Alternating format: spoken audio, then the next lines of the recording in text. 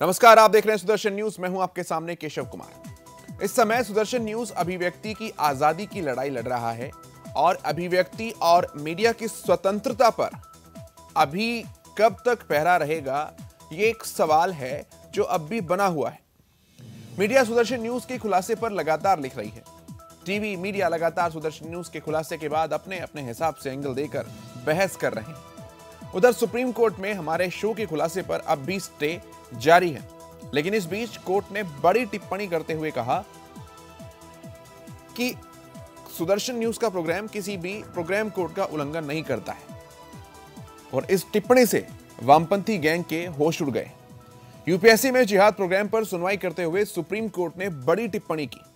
Court ने कहा कि सुदर्शन न्यूज के नौकरशाही में जिहाद प्रोग्राम को देखते हुए ऐसा लग रहा है कि यह प्रोग्राम जनहित में है और प्रोग्राम किसी समुदाय विशेष को टारगेट करता नहीं दिख रहा है।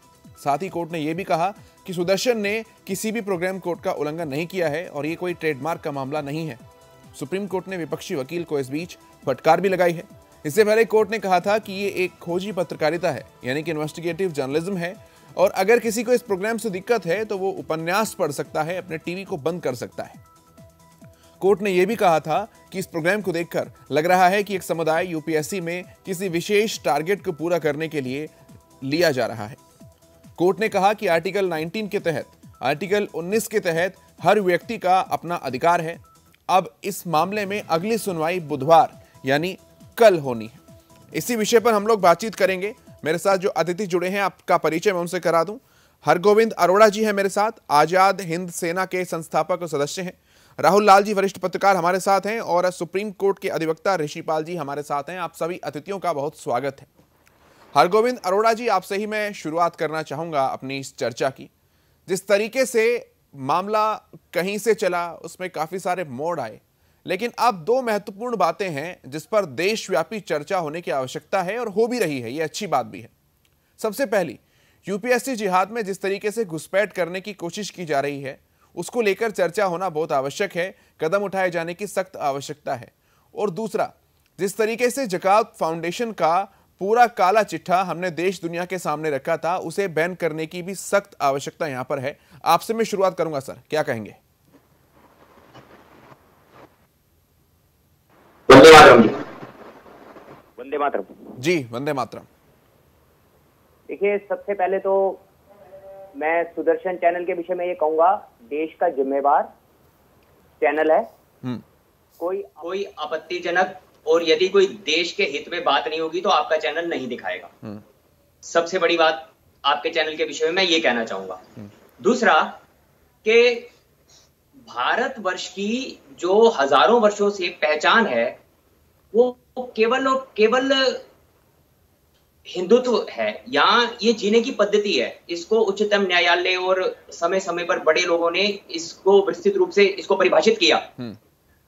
तो लेकिन आज यदि आप अभिव्यक्ति की आजादी के आड़ में हिंदुत्व के खिलाफ, सांस्कृतिक राष्ट्रवाद के खिलाफ या भारतीय संस्कृति के खिलाफ यदि आप कुछ बोलते हैं तो वो तो आपकी अभिव्यक्ति की आजादी है, सेक्युलरिज्म है, आप बोल सकते हैं। लेकिन यदि उस पर आघात होता है और उसका विरोध करने का भी तो हमें अधिकार है ना। अपने अस्तित्व और अपनी संस्कृति को बचाने का क्या हमें अधिकार नहीं है? जब हम उसका विरोध करते हैं अपने अधिकार से तो ये विवादित विषय हो जाता है, ये सांप्रदायिकता हो जाती है।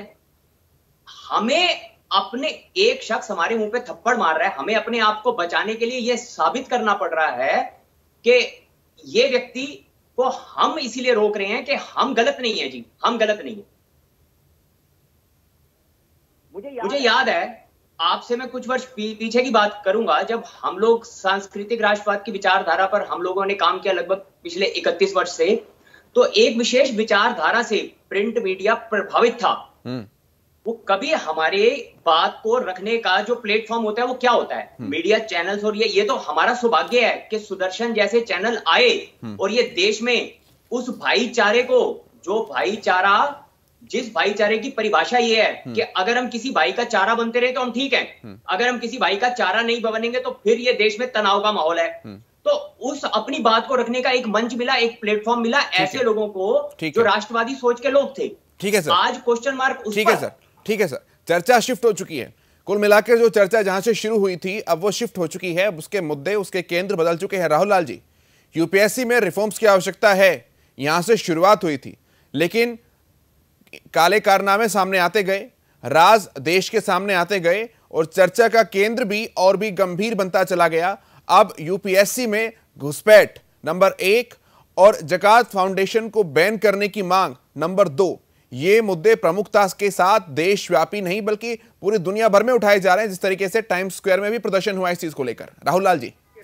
देखिए केशव जी, सबसे बड़ी चीज है कि जो मुद्दा आपके चैनल ने उठाया वो काफी गंभीर मुद्दा था और मैं प्रथम दिन से ही ये चीज कहता रहा हूं। आप सोच के देखिए कि ज़कात फाउंडेशन को लेके अगर एक चैनल, सुदर्शन चैनल ने कुछ जानकारियां दी तो सरकार कहां सो रही है? अरे आप कम से कम जांच तो कराइए ना। अगर आप मुंबई में एक रिया मामले में सारी जांच एजेंसियों को झोंक दे रहे हो और यहाँ पे तो पूरा देश प्रभावित हो रहा है, देश का ब्यूरोक्रेसी प्रभावित हो रहा है, तो ये एक बहुत गंभीर आरोप आपने लगाया है, उस आरोप की जांच होनी चाहिए। सुप्रीम कोर्ट के टिप्पणी में भी ये चीज हम लोगों को दिखी कि वहां पे भी उन लोगों ने कहा कि चैनल अगर कुछ तथ्यों के साथ सामने में आया है तो उन आरोपों को पब्लिक डोमेन में आना चाहिए और उसकी जांच भी होनी चाहिए। तो इसमें कहीं से कोई शक नहीं है। मैं डे 1 से ही कह रहा हूं कि यूपीएससी के भीतर जो साजिश चल रहा है और वहां पे सिविल सर्विसेज रिफॉर्म्स के जो पूरा आंदोलन है, उस आंदोलन को इस देश में पुरानी सरकार और जो वर्तमान सरकार है वो उन सबों ने इसको कुचलने का काम किया है। इसमें सरकारें बदल गई लेकिन यूपीएससी नहीं बदली, उल्टी यूपीएससी और जो बिगड़ती चली गई। यूपीएससी संवैधानिक संस्था है, क्या उससे सवाल ना पूछा जाए? यहाँ तक माननीय सर्वोच्च न्यायालय अगर कुछ करती तो उस पर भी जो है कि हम लोगों को कई प्रतिबंधों के साथ सवाल पूछने का अधिकार है। तो यूपीएससी पे सवाल पूछ के आपने एक लोकतंत्र में जो चतुर्थ स्तंभ की जो जिम्मेवारी है वो जिम्मेवारी को पूरा किया है। अगर टेरर फंडिंग इस देश में हो रहा है तो बिल्कुल उसमें काफी गंभीरता के साथ जांच करनी चाहिए, उसमें अलग अलग मंत्रालयों को सामने में आना चाहिए। और सबसे महत्वपूर्ण चीज, देश में जो हिंदुस्तानी संस्कृति की बात अभी कर रहे थे सर, हिंदुस्तानी संस्कृति ही यही है कि आप मिला जुला के सबों को लेकर चलते हैं, सर्वधर्म समभाव, यही है हिंदुस्तानी संस्कृति भारत में, और भारतीय संविधान ने भी बताया है। ऐसे में कोई धार्मिक आधार पर भी या क्षेत्रीय आधार पे, भाषाई आधार पे, उस आधार से अगर हमारे संवैधानिक संस्थाओं के साथ कोई छेड़छाड़ करेगा तो उसके विरुद्ध आवाज उठाना संपूर्ण देश का काम है केशव जी, और वो काम आप लोगों ने किया है। बिल्कुल, और यही पत्रकारिता भी है, यही पत्रकारिता भी है। यहाँ केवल छेड़छाड़ संवैधानिक संस्थानों के साथ ही नहीं है, छेड़छाड़ पूरे देश के इतिहास के साथ होने वाली है, पूरे देश की संस्कृति हो रहा है आपको दूषित। आपको इधर देखिए ना, केवल धार्मिक आधार पर भी है तो वो भी गलत है। भाषा के आधार पर 50% से सिलेक्शन 2-2.5% पे आ चुका है। आखिर ये बताइए हिंदी भाषी लोग क्या, हिंदी भाषी लोगों ने कोई अन्याय कर दिया है कि आपको यूपीएससी ने बिल्कुल बिल्कुल बिल्कुल बिल्कुल ये तमाम चीजें राहुल जी आती रही हैं, तमाम चीजें आती रही हैं। और जैसा कि मैं बार बार कह रहा हूं कि अब ये केवल रिफॉर्म्स का मुद्दा नहीं है, अब ये उससे कहीं गंभीर पूरा का पूरा विषय हो चुका है। ऋषिपाल जी, मैं आपके पास आना चाहूंगा। जिस तरीके से शुरुआती तौर पर सबसे पहले हाईकोर्ट में भी जाने से पहले जो विपक्षी लोग थे, जो ये इस तरह की जो बैन करने की मांग कर रहे थे हमारे प्रोग्राम को, वो सुप्रीम कोर्ट में भी गए थे। दो चीजें हो जाएंगी सर, एक तो हो जाएगा झूठ को बोलना, एक होता है सत्य को छिपाना। क्या ये कहा जा सकता है कि सुप्रीम कोर्ट जब अब ये बात कहने लगा है कि हमारा कार्यक्रम किसी भी प्रोग्राम कोड का उल्लंघन नहीं करता है, आप इन्वेस्टिगेटिव जर्नलिज्म इस देश में रहते हुए कर सकते हैं, तो इसका मतलब ये समझा जाए कि जब पहले सबूत रखे गए सुप्रीम कोर्ट के सामने तो उन्हें तोड़ मरोड़ कर पेश किया गया, उन्हें ऐसा डेटोरेटेड करने की कोशिश की गई ताकि सच सामने ना आ सके देश के सामने। ऋषिपाल जी।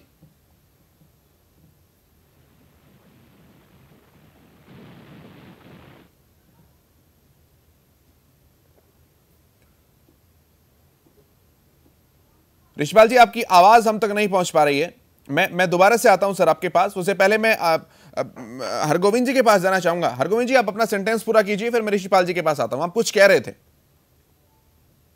मेरे शब्द केवल यही थे कि यहाँ केवल और केवल एक संवैधानिक संस्थाओं को प्रभावित नहीं करेगा। ये हमारी संस्कृति को दूषित, एक ऐसा प्रदूषण ये है जो हमारी संस्कृति को दूषित कर देगा।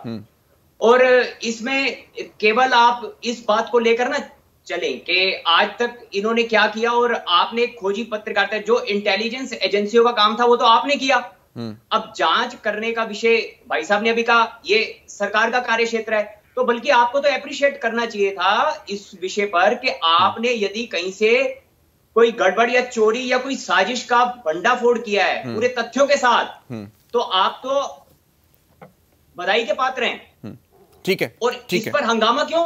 क्योंकि जो दवाई डाली जा रही है जिससे ये छुपा हुआ दीमक बाहर आ रहा है, ये बौखला दीमक रहा है ये, क्योंकि दीमक ही हमारे यही असली वजह, जड़ों को खोखला कर रहा था। यही असली वजह। ऋषिपाल जी आपके पास में आता हूं सर। जी जी जी, मैं बता रहा था जैसे खोजी पत्रकारिता में सुदर्शन न्यूज ने आगे बढ़ के सब जो खुलासा किया है, ये अपने आप में बहुत बड़ा एक काम है जो देश के सामने आ रहा है। और ऐसी स्थिति में जो सच है, लोगों को अधिकार है कि वो सच को जाने और सच को समझे कि क्या चीज है जो लोग छुपाने की कोशिश कर रहे हैं। ऐसी स्थिति में